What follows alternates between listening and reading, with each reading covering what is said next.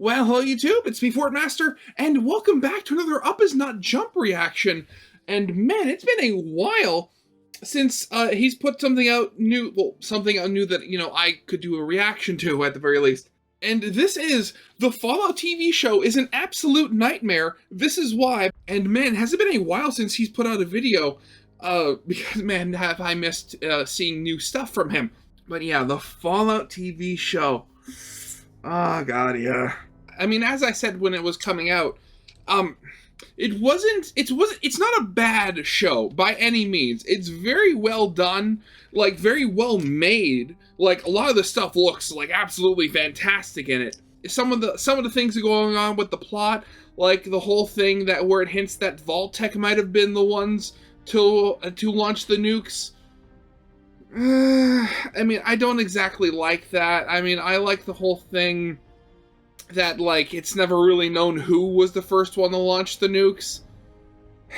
But we'll have to see whether that gets, like, pulled into future games or anything. Or, future seasons if the show continues. At this point, I don't actually know if they're going to be making more of the show, or if it's just going to be, like, one of those, like, one-and-done season things. Don't know. But yeah, anyway, it's been a while since I've seen anything from upisnotjump. Want to see his, unfiltered and rather comedic opinions on the show. So yeah, we should probably get into this. So yeah, of course, as always, original videos linked in the description if you haven't seen it yet for some reason. Corner video will lead to my Let's Play of the day. And yeah, with all that out of the way, let's get this thing started then, shall we? Hi there, I'm Matt Mattison, lead scientist here at JumpTech, and I'm here to talk about our research on adapting video games into TV shows.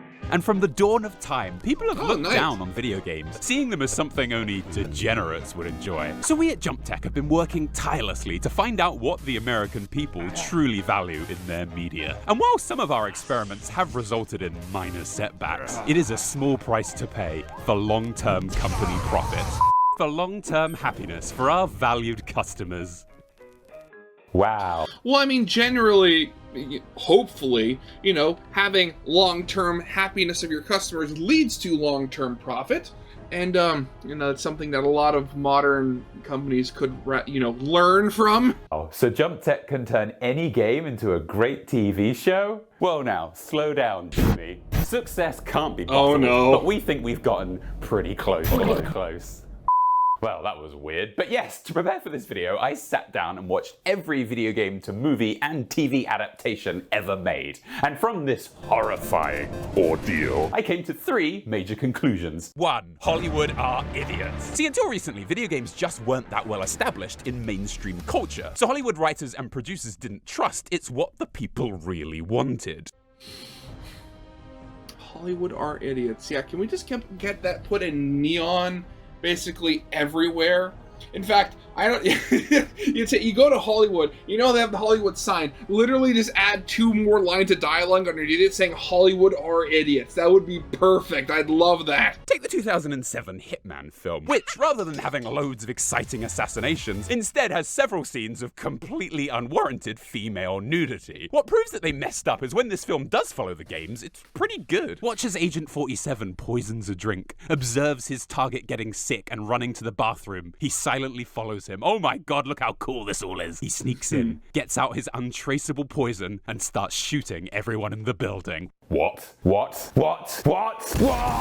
2. Being his untraceable poison and begins shooting everybody. Oh god, yeah, that movie. Faithful works. You hear that, 47? Don't do it. Think of your wife, who I assume is also bald. Oh, I hope my husband comes home for dinner soon. Oh god, that one, animation comes to mind, oh god.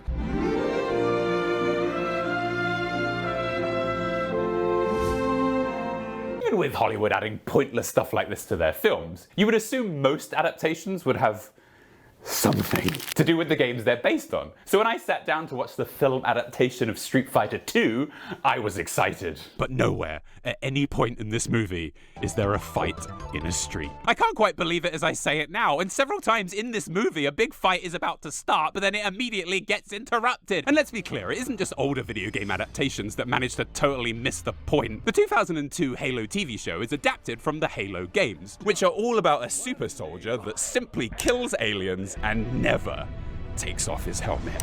Wait, did you say 2002? Point. The 2002 Halo...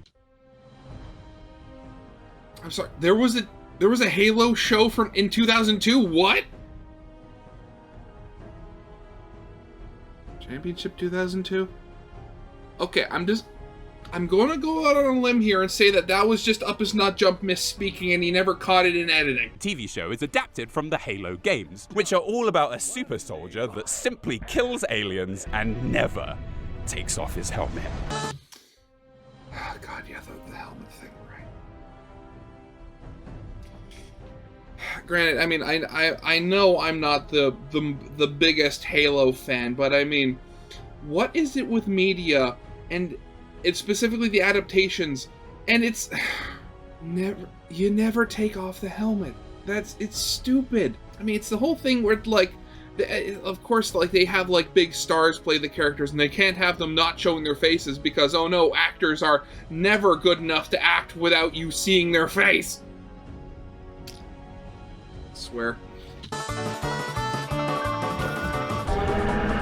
3. Just focus on characters. Now, writing good characters isn't easy, but most of the video game adaptations I've watched miss adding the one thing good characters need.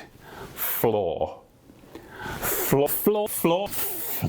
The 2001 Tomb Raider movie is a good example of this, because not only does Lara Croft shower like she's trying to solve a really difficult math problem. Do I carry the 4 or do I multiply? What do I do? She Remember, the answer is always Bedmas. Has absolutely no flaws. She spends her evenings perfectly flipping around rooms for no ascertainable reason, and when a giant unstoppable robot monster appears, no problem. Oh, and a giant stone 6-armed monster? A shower will fix this. The Sonic films, though, are an example of writers getting character flaws right. See, in these films, Robotnik is smart and capable to the point that he's basically a god, but his flaw is that he thinks he's better than everyone else, and so most of the other characters dislike him. What's even better, though, is his flaws become his undoing. Robotnik loses in these films because he doesn't understand the power of working together and relying on his friends. They've really summarized Robotnik's whole career there, you know. He's cool, but he's fucking weird. Saying all of this, it is amazing what Nintendo seems to be able to get away with if they don't bother at all with good characters and just stay obsessively faithful to their games. And while I think these movies are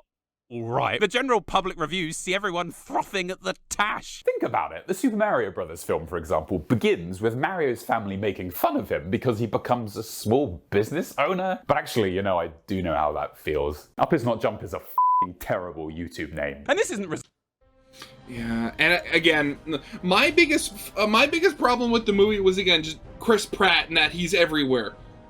I mean, I am, as a side note, I am so tired of movie stars doing voice acting. Get actual voice actors in there! Resolved by Mario, say, maturing as a character. No, the only route to fatherly approval is to literally save the entire universe right in front of him. And Detective Pikachu is about a man so embittered by the fact that he is physically disabled, he turns evil, kidnaps a literal god, performs numerous experiments on animals, and commits a city-wide terrorist attack. 79%, 7.4, nothing fundamentally disdainful here. Nintendo, guys, being angry because you're in a wheelchair is not a good character flaw. And so you see... Oh, wait, sorry, 1 second.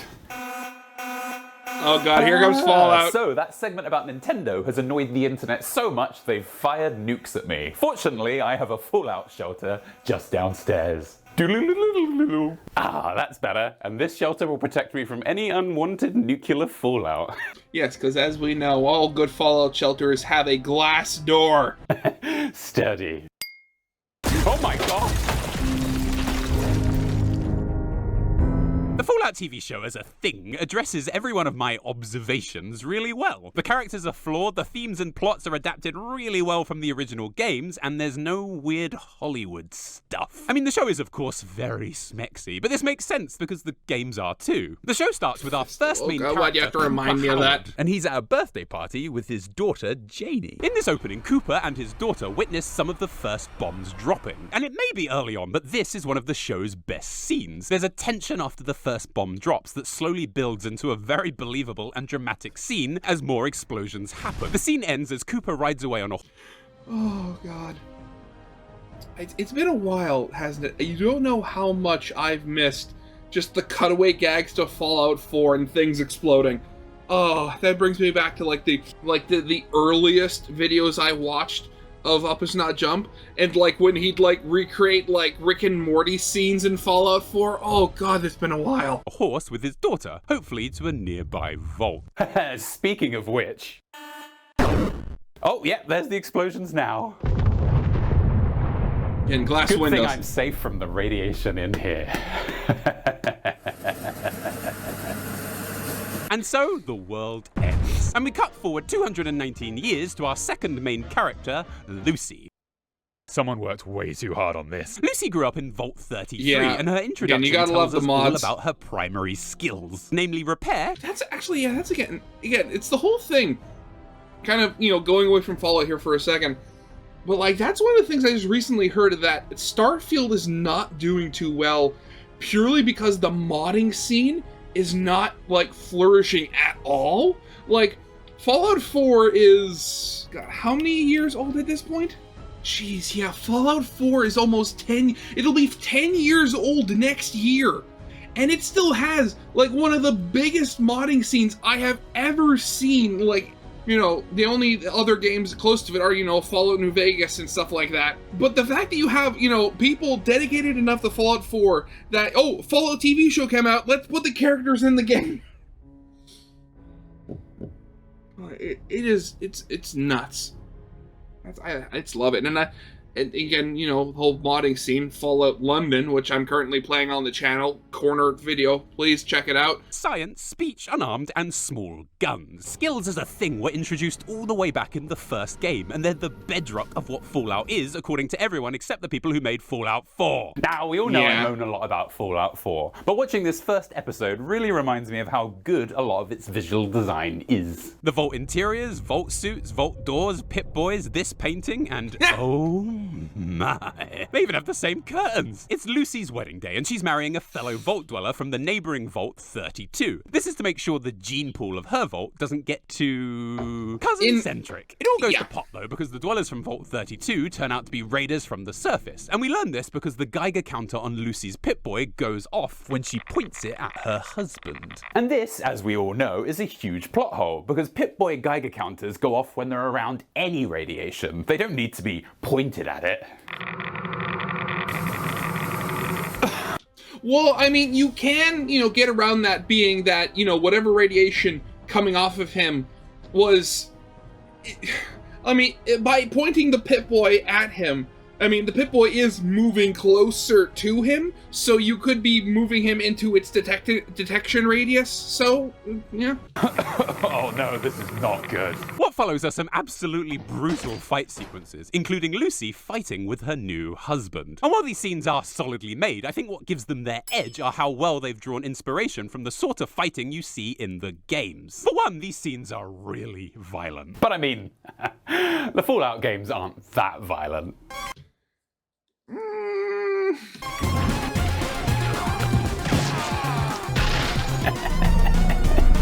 We also have this great shot of Steph with a fork in her eye spraying machine rounds, likely inspired by this cartoon that plays at the start of Fallout 4 and this live-action trailer for Fallout 76. This raider gets shot in the eye, which is a reference to how you could aim weapons at eyes in the first games. There's a gun that shoots non-lethal syringes, and a raider gets fully cut in half. Life is such a precious thing. Lucy's dad is then taken out of the vault by the leader of the raiders, a lady named Moldaver. So Lucy leaves to go and get him.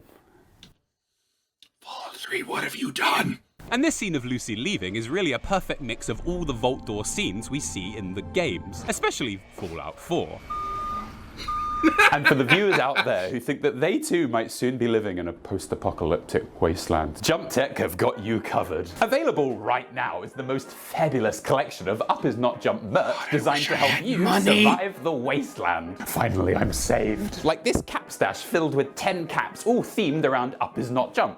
10 caps, but an iguana on a stick is 78 caps. This nearly 40. Then you gotta improve your bartering, or your charisma, or both. Illustrated glow-in-the-dark wasteland survival booklet in the style of an old video games manual. I guess I could use this to light my way at night. Ah! A 64GB USB Giant dog drive meat. containing nearly 4 hours of completely unseen upisnotjump video. I don't have a computer. Is there any water in here? There's also an exclusive poster.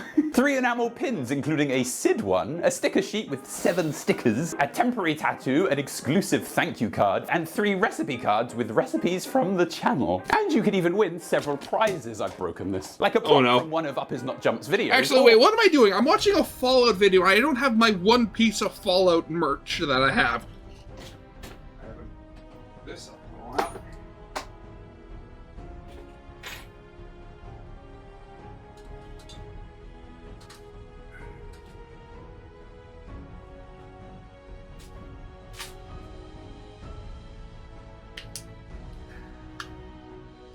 Ah.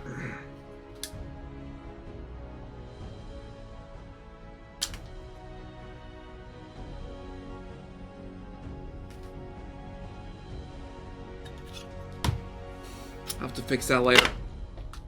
Good enough. Or even a piece of his vibe from his classic VR videos. It sells for $100 and it ships from the US, but it's shipping right now and stock is running low, so act today. Well, this was useless. Guess I'll go find somewhere to die. Lucy leaves, and as soon as she hits the wasteland, we see the show has managed to nail the tone of the Fallout games as well. For example, one of the first people Lucy meets is this guy who's trying to get a water filter working even though he has no water. And it plays out exactly like a random encounter you'd get in Fallout 1. What's that you're working on? Well, it's meant to be a water filter. No matter how much sand I put in it, I just get more sand. Well, have you tried water for the water filter? You got water? Anyway, after Lucy's introduction, we meet the Brotherhood of Steel member, an all-round gorgeous hunk, Maximus, who I have a lot of trouble spelling for some reason. See, I've never liked the Brotherhood of Steel as a faction. There, I've said it. All they do is stand around in their fancy armor, doing nothing and complaining. In Fallout 4, they're so obsessed with murdering every living thing that has any kind of abnormal mutation, they probably consider getting a suntan a step too far in genetic manipulation. And in Fallout 3, they're the total opposite, just goody-goody saviors of the wasteland, constantly sacrificing their own lives for the betterment of the people. So thirsty. I mean, the whole, like, the change from 3 to 4 is a bit drastic, and quite honestly, I think the Brotherhood of Steel has been a bit played out in Fallout. I think in the franchise, we need a bit of a break from them. Being kind and helpful. I've had it with... What is wrong with my saliva? The only members of the Brotherhood I've met across the games that actually had any edge to their character Doesn't it feel good to be a part of something as important as the Brotherhood? are Cabot, who immediately sends you on a suicide mission just to get rid of you, and Veronica, who even though she is a member of the Brotherhood, still thinks they're a bunch of asshats. The reality is, the Brotherhood of Steel is a terrorist group, basically. Militant, quasi-religious fanatics obsessed with hoarding pre-war technology. Hey, Mr. House, what are you doing? They hoard all of this technology under some kind of noble thing of protecting the wasteland, but really, they're just cowards who want power to keep themselves safe. And as such, I think Maximus is the perfect Brotherhood Of member. course. See, when Maximus was a child, he was saved by the Brotherhood after his home, the city of Shady Sands, was bombed by another unknown faction. This means he's spent most of his life with them, and he's taken on their traits. He's selfish, cowardly, and in it only for the glory of wearing shiny pre-war armor stolen from long-dead soldiers. I mean, he gets so jealous and angry about his friend Dane being promoted above him, he even attacks a toilet. Get it, Maximus. Yeah. Get it! Yes! Yeah! One day Maximus wakes up to find his friend Dane toilet, he deserves it. after someone hid a razor blade in their boot. Hey, it's like the foot in Fallout 3. Maximus is blamed for this and is interrogated by the elder cleric Quintus. So based on what we currently know about Maximus, we all totally assume he did it. So Quintus does the sensible thing and forgives him of all of his crimes and promotes him to squire. Wait. Yeah, that is really weird when you say it out loud like that. I've watched this scene 3 times and it still makes absolutely no sense to me. I think we're meant to assume that Quintus wants more ruthless operatives out in the field, but Maximus mostly burbles his way through this conversation like he has no idea what he's saying. I mean, just look at he his probably facial doesn't, expression. actually. I just think given how important this scene is to the plot, it's a little bit too vague and open-ended. But regardless, Maximus is sent out on his first mission, which is to track down this guy, Dr. Wilzig and his companion. Wait, no, this is my companion. No, you're my companion, human. You can be each other's companions. It's that simple. Then cut elsewhere to these three guys digging up a grave, and out from it falls our third major character, the Ghoul. The Ghoul is of course Cooper Howard from the opening of the show, but radiation has changed him into a somewhat immortal, evil bounty hunter. And as it turns out, the three gentlemen who dug him up are also looking for the bounty placed on Dr. Wilzig, and they're hoping the Ghoul can use his bounty hunter skills to help them find him. And this scene would be okay if I could see anything. At one point, for example, one of these guys shoots at the Ghoul with a junk jet. And if you don't know, this is a weapon that can load and fire most of the random items you find lying about the wasteland. But it's so dark we can't actually see what it fires. This stuff could be any kind of cool Fallout-related junk. But what I really can't work out is, would I rather the ghouls in this show look like the ghouls in the previous games? Because of all the things Fallout 1 nailed, I think its design of the mutants was peak. Mutants like Harold, or just the ghouls in general, were so detailed and horribly decayed, I always saw them as a sort of physical representation of the hideousness of this new world. As such, one of my favourite moments in Fallout 3 was reaching Moriarty's saloon in Megaton, walking in and saying hi to Brother, This Oh, combined God. with the way they spoke I hope you don't mind the smell. was just so interesting. So being a ghoul means you might live for hundreds of years, but it is a big trade-off. Wait, where's my finger gone? There it is! Oh god, no! Ah! Come back here! Gotcha! When Fallout 4 came out though, ghouls suddenly just looked like human beings with really dry skin. You can read online that the show decided to go closer to Fallout 4's less intense design so that it wouldn't hide Walter Goggins' acting too much. But really, given how good he looked as the decayed character Lawrence in Maze Runner, I think it would have been fine. Anyway, unsurprisingly, the scene in question ends with the ghoul killing these three guys and leaving the gravesite. Also, I mean, with that, I could very much see it. I mean, if they fix it in future games, I could very much see them having, like, both designs, have your cake and eat it too. Where, like, the more less decrepit design for a ghoul could be used for, like, people who were, like, very recently turned, relatively speaking. Because, I mean, like, you see in, like, Fallout 4, one of the companions you have, Hancock, if I remember correctly, like, in, like, the grand scheme of things, he was only turned into a ghoul, like, relatively speaking, within, like, the last, I think, like, decade or two. So, in ghoul terms, he's still relatively fresh. I could very much see it where you use the more rotted, version for, like, ghouls who are much older, or for, like, ghouls who are feral.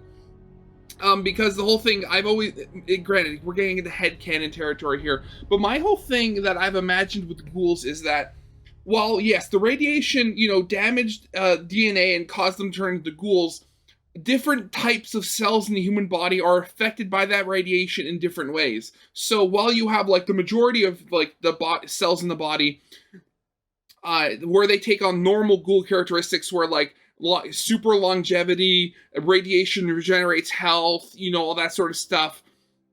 Stuff like the brain isn't affected to the same degree, where you get the longevity, but you don't get the super regeneration. So, older ghouls, or ghouls that become feral, like, straight on, may not have the super, they'll get the longevity and regeneration, but they don't hold up as well. At least, if... I don't know if I'm explaining it well, and, if I am or not, make sure to tell me in the comments, but, so in search of Dr. Wilzig. It is implied here too that the ghoul is only going after Dr. Wilzig's bounty because he's actually after Moldaver, who is the lady who issued the bounty. And that leads us to... Part 2. Catch the Wilzig, catch the Wilzig, catch the Wilzig, catch the Wilzig! When we rejoin Maximus, he's out looking for Dr. Wilzig with his new knight, Titus. Titus eventually gets bored, so they land the vertibird, and soon after this, Titus sends Maximus off on his own into a spooky cave to see if Dr. Wilzig is in there. While in here, Maximus avoids danger, but Titus gets attacked by a Yaoguai. And overall, this fight is okay. It's great getting to see the power armor in motion, but in the show, this fight feels very static. See, there's this moment where all of the fighting stops completely. The bear turns to look away from Titus, turns to look back at him. Titus turns and looks away, eventually looks back, and then runs off. And I feel like quite a few of the action scenes in this show are a little bit static like this as well. Like the scene where the Ghoul and Lucy are fighting a Gulper on this platform. This Gulper attacks Lucy for a full minute in this one spot, so the scene again overall feels very rigid. Lucy also gets bitten so many times, I'm surprised she still has a foot. Well, I mean, you never know. I mean, the player characters never do, you know, full-on lose limbs unless they die. So, I mean, they may be crippled limbs, but they're not, you know, full-on gone. Hello. Save that for later. Anyway, Maximus kills the Yow, and as he very slowly tries to get Titus a stim pack to heal him, Titus starts to threaten him. And here, Maximus has had enough. He puts down the stim pack and watches as Titus slips away. And off Maximus goes in Titus's armor to find Dr. Wilzig. Now, some people have an issue with this scene because it makes Maximus seem like a bad person, but I don't really see why this is an issue. The thing is, Maximus does do some awful things, but he works as a character because he doesn't stay this way. He goes on a journey and changes and eventually deeply regrets all the things he's done. Oh my god! Character development! And sure, my fingers may be falling out, but at least the best part of me is still intact. I think this scene is great for a few reasons. First off, here and in a previous scene, Maximus gets power by doing literally nothing. And this is a theme of his that the show builds on, as we will see. As well as this, I think this scene foreshadows that maybe he didn't put a razor in his friend's boot after all, as he's simply just not brave enough yet to actually take what he wants. Meanwhile, Lucy makes it to a nearby town called Philly, and while here, she bumps into Dr. Wilzig. The Ghoul then turns up and blows up his foot. What? No, he blows up Dr. Wilzig's foot, not his own. There we go. Oh no, this isn't right. The Ghoul then pretty much destroys the entire town in a huge shootout. And this scene is just as well produced as the other action scenes we saw in Vault 33. The close-up shots of the bullets the Ghoul uses are an especially great touch. It's a small detail, but it makes this sequence a lot more memorable. Maximus then turns up and delays the Ghoul for long enough so that Lucy and the Doctor can get away. But in the process, the Ghoul damages Maximus's power armor, and he flies off totally out of control. Trust me, this didn't look any better in the show. So now we know a bit more about our characters and what's going on in the story, let's talk a little bit about each character's individual journey. Oh my god. What was that? Starting out, it feels like this show is going to mostly focus on Lucy's character changing. After all, the very first thing that happens when she leaves her vault is she meets Dr. Wilzig, who tells her that she will need to adapt. But will she still want the same things when she's become a different animal altogether? Oh god! And this is a I mean, I know there's the whole meme of Return to Monkey, but I think she took it a little bit too seriously there. To the plot of Fallout 1. See, in that game, at the very end, the character you play as isn't allowed back into their vault, even though after leaving, they saved literally the entire world. This is because our Overseer thinks our new knowledge of the outside world would ruin the delicate balance of vault life. I'm sorry. You're a hero, and you have to leave. Fortunately, though, our character takes this news very well. It's a big theme in Fallout 1, and we do see it in this show too. But I would argue that Lucy, while a very good character, has the least interesting growth of all the three major characters. Everyone's gonna fucking kill me for this. The first thing she does is remove Dr. Wilzig's head with a ripper. This is because the head is what Moldava actually wants, as it has some kind of blue tech thingy inside it. She then goes on some adventures where lots of really horrible things happen to her. She's turned into live bait, she watches the Ghoul shoot and eat his friend, and she has to drink radioactive animal pee to stay alive. But it isn't until the Super Duper Mart in episode 4 where we see this stuff start to change Lucy's behavior. See, during the Gulper fight I mentioned earlier, Lucy breaks the vials that the Ghoul needs to inhale to stop him from losing his mind and going feral. So he trades her in at a nearby Super Duper Mart for more vials. Here she meets a Mr. Handy voiced by Matt Berry, and he is so perfectly cast I had to put his voice in Fallout 4. You and he were buddies, weren't you? Father! Right before this Oh, scene God. too, the Ghoul cut off Lucy's finger, so the Mr. Handy attaches a new one onto her. Oh, and I tell you, I know how that feels. Wait, where's my other finger gone? There it is! Oh no, it's made it under a box! But the Mr. Handy then tries to cut out her organ. Fortunately though, Lucy manages to electrify him, inflicting some structural damage, and this causes the Mr. Handy to become docile. Lucy then fills his non-lethal syringer weapon with poisonous Abraxo drain cleaner, and she uses this makeshift weapon to negotiate both her freedom and the freedom of the other prisoners. One of the prisoners, however, a lovely lady named Martha, turns feral and Lucy is forced to kill her. And throughout this scene, we see Lucy act pretty differently to how we know her. For one, it's the first time that she chooses to use a deadly weapon, rather than her non-lethal syringe. Rifle, yeah. As well as this, of course, it's the first time that she's had to kill someone. And so Lucy stumbles out of the super duper mark covered in blood, her vault suit half removed as a powerful metaphor that she has started to leave her vault life behind and is embracing a new one of the wasteland. Except, you know, in the next main scene where she's wearing it again. Wait a second! See, in the games, you start off in the vault suit and slowly get further and further away from it as you spend more time in the waste. Nice. But here I felt like she made her God. first major step away from being a vault dweller and then went back again. I mean, in Breaking Bad, after Walt shaved his hair off, he didn't just grow it back in the next scene. I am the one who grows hair. I know, of course, that the armor Lucy took from the Super Duper Mart is supposed to symbolize these new changes in her, so it's fine. I just felt like this look was a bit more impactful, given the absolute nightmare she's been through. Lucy then teams up with Maximus, and they go off together searching for the head, which is currently with the character Thaddeus. I haven't mentioned Thaddeus much yet, but he's basically a Brotherhood squire that was sent out to help Maximus. But when Thaddeus found out that Maximus let Titus die, he escaped from Maximus with the head. But before he got away, Maximus crushed his foot.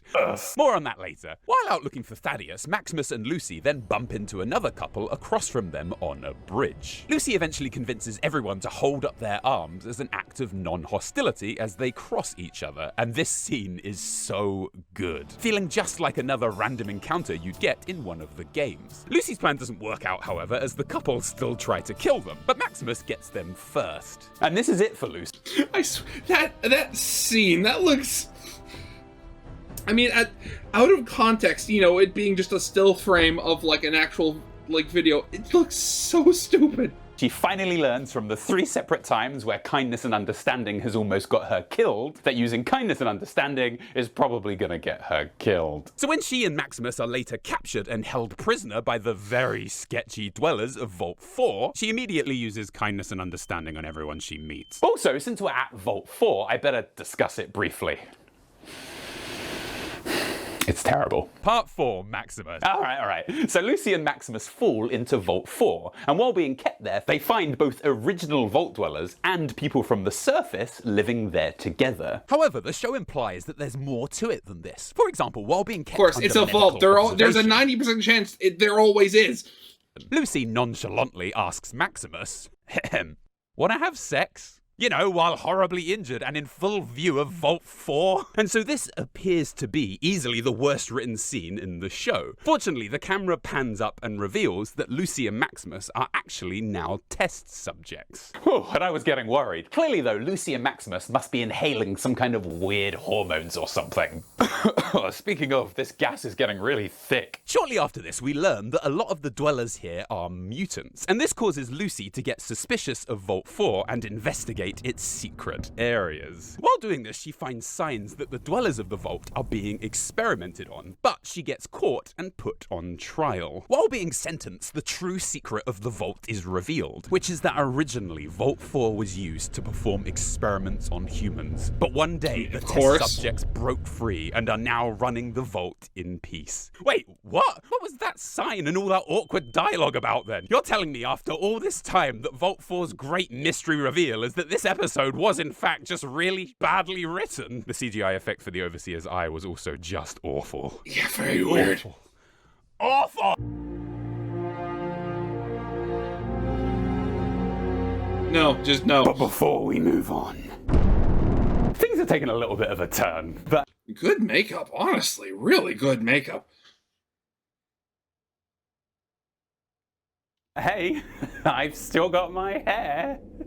We rejoin Maximus after his fight For with now. the Ghoul, and he's trying to fix his power armor. He leaves it unattended because he has an intelligence of -12, and returns to find scavengers trying to take it. But now, for the first time in the show, Maximus chooses to be brave in order to take power armor for himself. I can't show you the actual fight in motion without getting sued, of course, Yeah, but of I course, think with the power of Fallout 4 and my excellent modding skills, I can give you a near perfect recreation.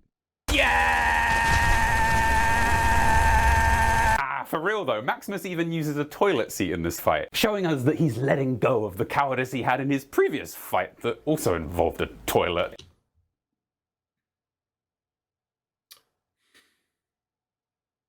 Is there symbolism in that? Because I don't think I'm smart enough to figure it out. And growing as a character. Symbolism!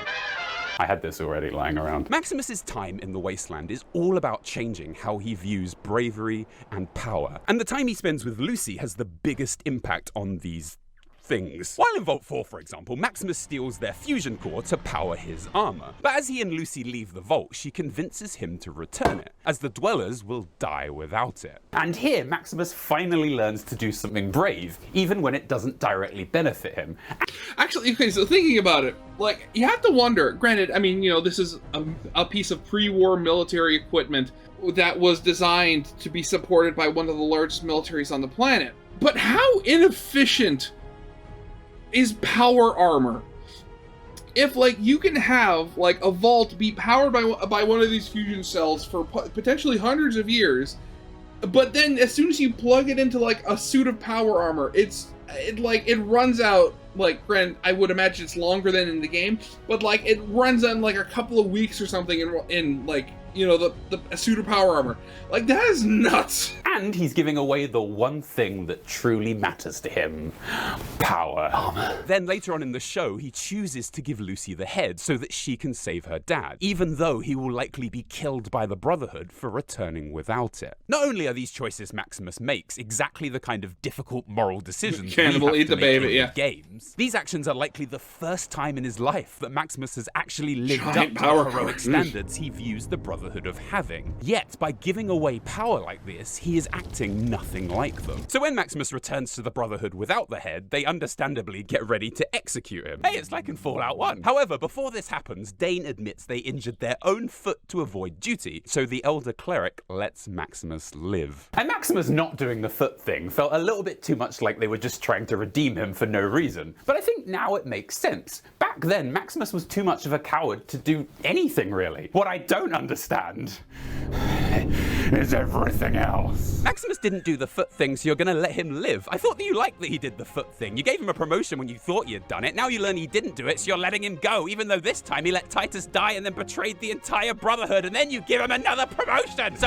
that then is how Maximus's time in the Wasteland changes him. But all this talk of gross feet makes me think now is a good time to talk about what happened to Thaddeus and his foot. Last we saw Thaddeus, he of course had a crushed foot from the fight with Maximus. And when we catch up with him again, we see if he doesn't get his foot healed soon, he is going to die. Fortunately though, he bumps into a doctor who offers to heal it. And I've talked about how this show has the same sort of tone as the Fallout games, but this scene with the doctor plays out exactly like Thaddeus has the Wild Wasteland perk from New Vegas. For those who don't know, if you have this perk in Fallout New Vegas, it means you will encounter things the developers thought were too ridiculous to include in the main game, like alien spaceships, dogs playing poker, and quest givers taking the form of mysterious cats. The NCR needs your help, human. So the doctor gives Thaddeus an inhaler filled with what he says is foot healing serum. But he also reveals that this serum can cure any and all illnesses, including his mangled foot. And,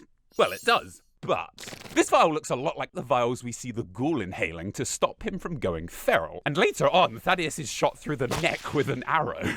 But he survives somehow. And this leads to Maximus assuming he is turned into, or is turning into, a ghoul. But like every word out of Maximus's dumb mouth. I think he's probably got this wrong. The thing is, there are many weird and horrible substances out in the wasteland that can give rise to eternal life, or to eternal suffering. The best example of this is in Fallout 1, when you discover the West Tech research facility underground. While here, you can find several logs that reveal this company invented many of Fallout's most iconic objects. They developed the T-51 power armor, laser weaponry, and one of its employees, Roger Maxson, even founded the Brotherhood of Steel. Most notably though, West Tech developed the Forced Evolutionary Virus, known as FEV. This virus has gone through a lot of alterations in the series, but generally anyone infected by it is forced to evolve into a physically far improved version of themselves. Which in Fallout usually seems to mean a giant muscular green super mutant. FEV's mutagenic properties has produced for me some of the most interesting characters in the series. The Master, a genetic biohazard made up of a conglomerate of several people and machinery, Harold, a living tree man and religious deity, and Marcus, who I'll admit is my favorite simply because he's voiced by Michael Dorn. Smart, charismatic, hell of a mean streak. Oh god, you know, that's sort of the thing. I mean, when it comes to, you know, voice actors in this series, like, I oftentimes just completely miss them. I don't know how many times, well, just going back to, like, the last Fallout video I watched from upisnotjump, I learned that Raoul, it was voiced by Machete? Like, I had no idea! FEV also speeds up the cell regeneration of its hosts, meaning injuries will heal faster. And what's great for us viewers, and not Thaddeus, is FEV mutations become much more unpredictable if 1, you have been exposed to only a small amount of FEV, this is a small amount of FEV, and 2, if your DNA has been damaged in any way, say by being exposed to radiation your entire life by living outside after a nuclear holocaust has taken place. So I think this setup could lead to literally any number of things happening to Thaddeus in Season 2. So, I mean, he's not a ghoul, but he is a mutant, so either way, you know, the Brotherhood will not have him, like, at all. Overall then, I think you can now see how I'm really into this show. It has it all for me. Character flaws, interesting themes, 3 ad breaks per episode, even though this is a monthly subscription I pay for. To the town of our Freer rode a stranger one fine day. So the Ghoul is a bad man. He shoots loads of people, uses Lucy as live bait, and makes her drink dirty groundwater. And this has led to him receiving a lot of hate online. I wish I was there to tell him his daughter would probably think he was a fucking monster. But is the Ghoul, I mean, as you should, a real person? See, we learn all about what the Ghoul used to be like by watching flashbacks to him as Cooper Howard before the Great War. Yeah, I mean, the idea that literally the Ghoul himself is a character being played, and at this point it's been so long that, you know, the actor playing the character sort of disappeared and the characters, that's all that's left. That is, oh god, that is freaky. We see that he was a movie star, a soldier for the US Army, his wife worked for Vault-Tec, he helped promote Vault-Tec, and he even did the thumbs up, the big sellout. Speaking of, Jump-Tech's Wasteland Essentials box is out now, featuring a cap stash, a survival guide, and our new patented foot healing serum. Not only does it heal feet, but everything else. Side effects include everything. They probably won't kill you. Anyway, one episode early on, we find him acting out a scene for a movie where he needs to shoot an unarmed man. He is against doing this because his character is supposed to be a good guy. But one of the writers explains that this new direction is part of the new America, where even a good man can be driven too far. And I think this scene is all about letting us know that the Ghoul is actually a character that Cooper is playing to help him survive the wasteland, and the real him is actually still in there. A scene that sort of backs this up for me is the one that happens after Lucy escapes from the Super Duper Mart. See, after handing Lucy to the organ harvesters, the Ghoul collapses to the floor, clearly in need of his anti-feral medication. And even though the Ghoul may have treated Lucy pretty badly, she still gives him the drugs he needs to stop him from going feral. And as he lies on the floor, his face suddenly softens to a smile. I feel this smile comes from Lucy reminding Cooper what it's like to be the good guy, even for just a second. I also really like to see the personality traits of different characters rubbing off on each other. Like the Ghoul and Maximus are becoming more like Lucy, while Lucy becomes more like a wastelander.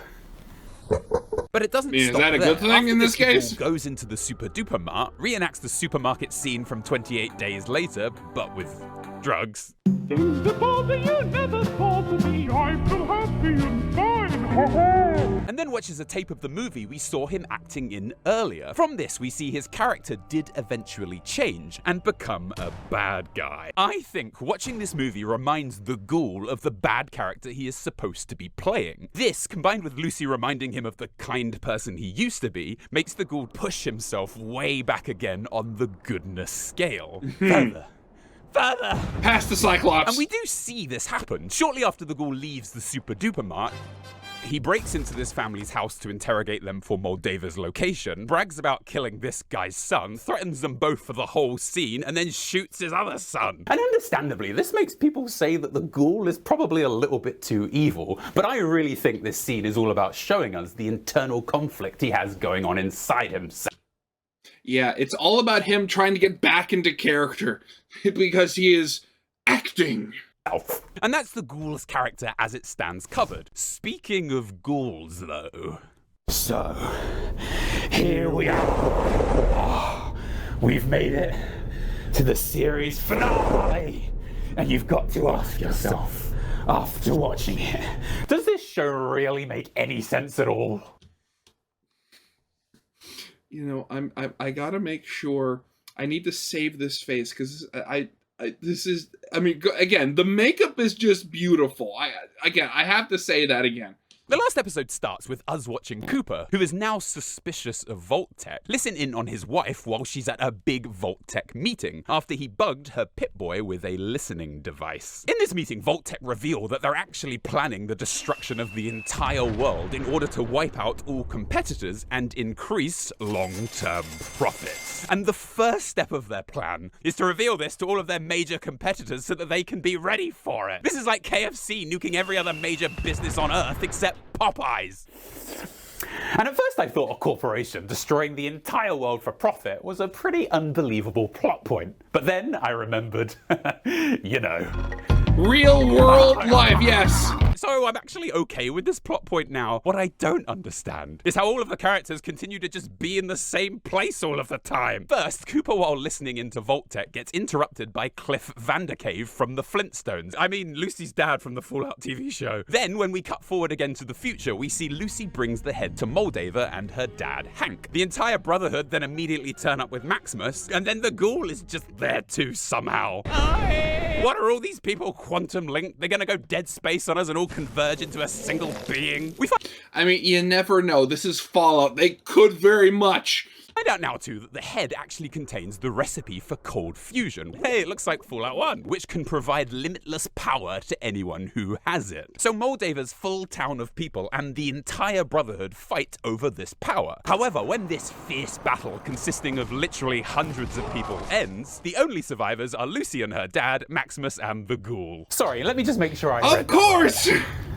That's what it says. Right before the fight, Lucy finds out that her dad was actually the person who destroyed Shady Sands, likely using a Vault-Tec brand bomb. He did this partly because the huge city of Shady Sands was too big of a threat to Vault-Tec's plan of resettling the world. And my only question for him is, where is Vault-Tec? It's been several hundred years!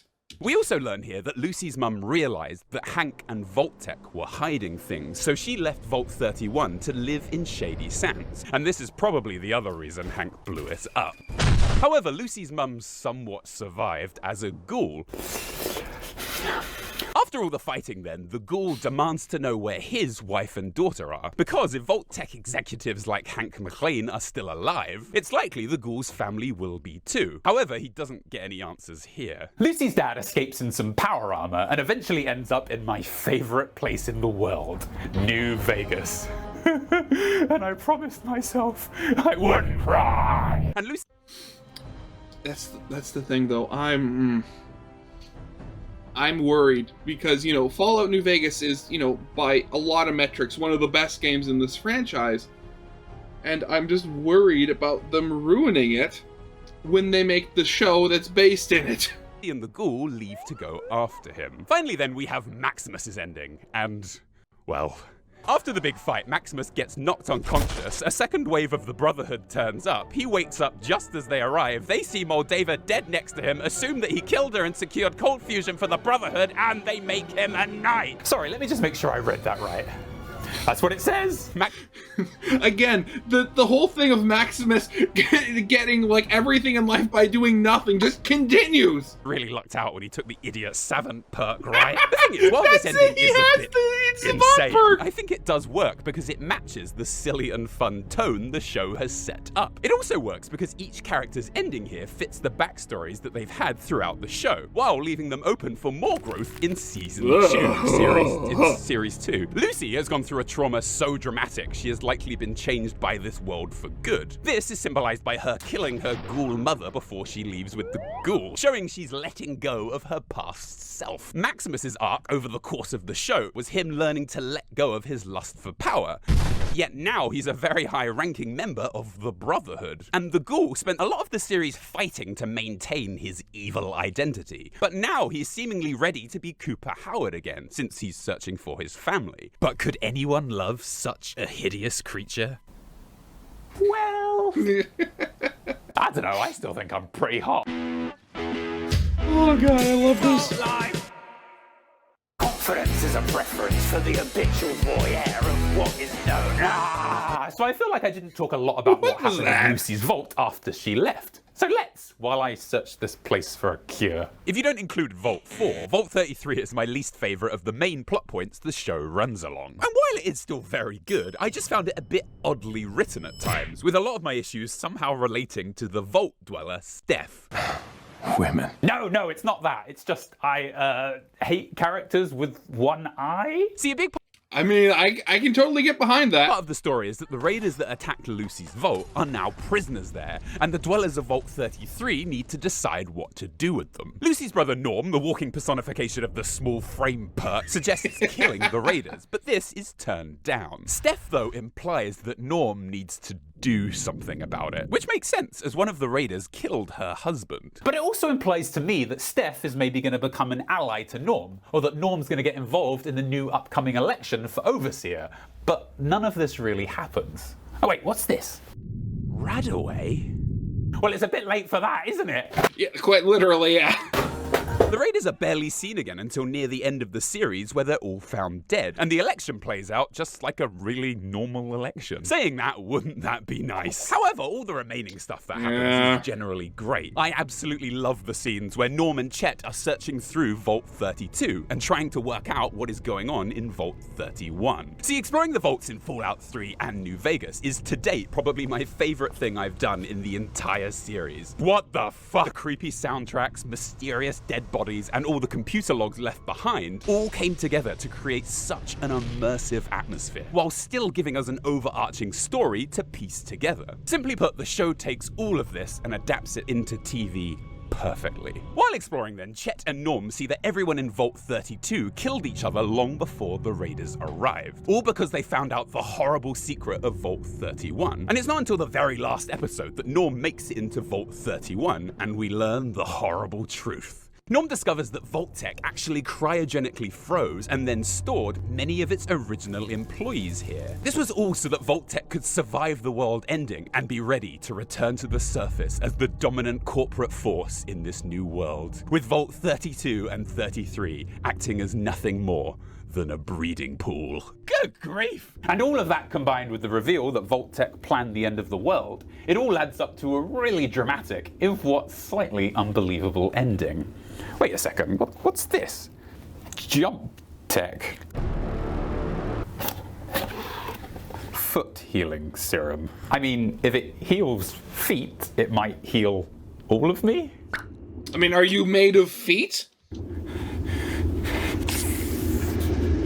Ooh, banana flavor.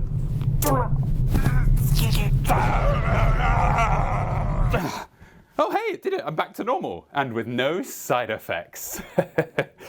Oh. Oh, well, I'm sure I'll find a use for that. See you later. Done. So we really went all out for this video and hired as many independent artists as we could find. For this video alone, we hired 2 separate animators, 2 SFX makeup artists from Monster FX that worked for 2 full 12-hour days. We had artists, prop designers, 3D printers, a special effects editor, set designers, camera people, and a music producer making all of the songs. I really loved making this video and want to continue making more crazy long-form stuff like this. And so, if you enjoyed the video and want to support the channel, I've had this poster made of me turning into a ghoul. It's so good. So anyone who wants to support the channel by joining my Patreon or YouTube member at the $10 tier within the next 30 days will get this poster as an extra reward. You'll also get other stuff like this extra video that I've made that I'm posting tomorrow that is made up of almost 10 minutes of unused clips and sketches. But if you want to support the channel, join today at any tier. All the links and explanations of everything I've talked about is below. Finally, if you like the posters and you just want to buy them outright, they're available now at pixelempire.com, linked below. You can just get them. And you can also get the merch boxes there too if you want to support the channel that way. Thank you. Without my Patreons, YouTube members, and the merch I've been selling, this video wouldn't have been possible. I would have just run out of funds. Bye! Oh, God. Yeah, well, actually, man, my wrist is starting to get really sweaty. But, oh, God. It's just, I love upisnotjump. I mean, if it wasn't for the fact that we've pretty much gotten confirmed that we're not going to be getting a new Fallout game until after the next Elder Scrolls game comes out, I would be so happy, but I miss Fallout. I've actually been really contemplating getting back into Fallout 76 because I have not played that in a long time. But, I mean, I got Fallout London to play right now.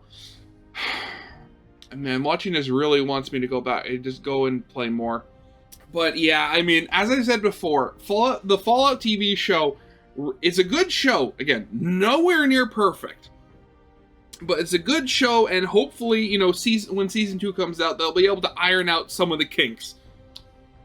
But yeah, so that'll definitely be it for now. So, of course, as always, you know, original videos linked in the description if you haven't seen it for some reason. Corner video will lead to my Let's Play of the day. And yeah, with all that out of the way, I hope you guys liked. If you did, leave a like, subscribe if you have not, and I'll see you guys next time. Goodbye.